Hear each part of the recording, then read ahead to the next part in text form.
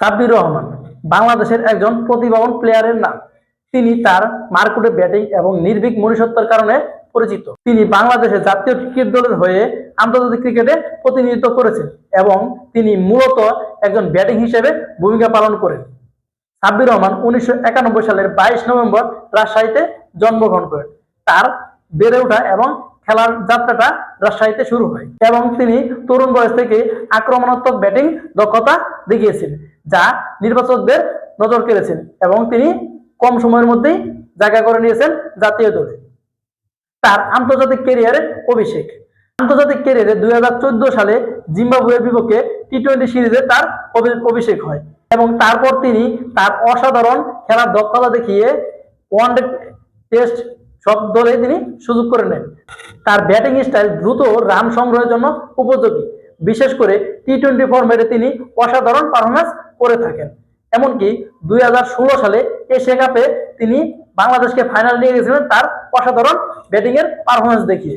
যেহেতু BPL টি-20 tournament আর সাব্বির রহমান একজন টি-20 specialist, সেজন্য তিনি চাইলে বিপিএল এর মাধ্যমে ভালো পারফরম্যান্স করে আবারও ফিরতে পারেন তার চিরচেনা জায়গা জাতীয় দলের তার জায়গায়।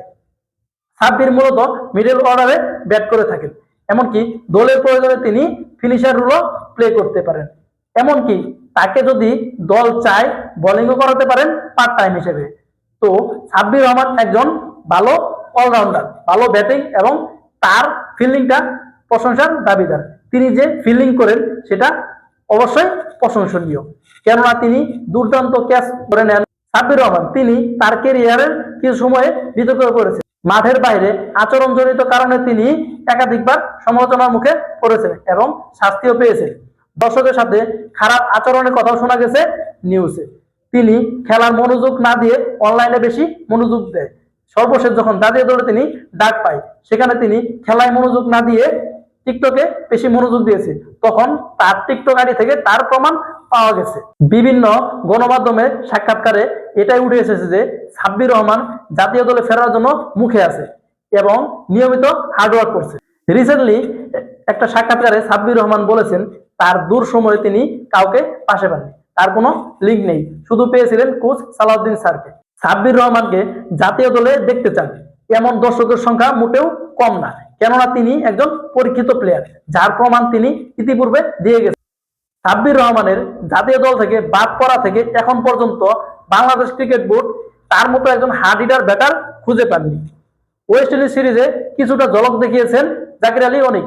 সাব্বির রহমানের মতো আরো একজন প্রতিভাবান প্লেয়ার নাসির হোসেন, তিনিও নানা রকম সমালোচনার কারণে দল থেকে ছিটকে যান। কিন্তু সাব্বির রহমান যেহেতু হার্ডওয়ার্ক করছে জাতীয় দলে ফেরার জন্য, তার জন্য এখন একটা সুবর্ণ সুযোগ। তিনি যেন বিপিএল এ ভালো পারফরমেন্স করে জাতীয় দলে ফিরতে পারে, এই আশা থাকবে সাব্বির রহমানের ফ্যান্স ফলোয়ারদের।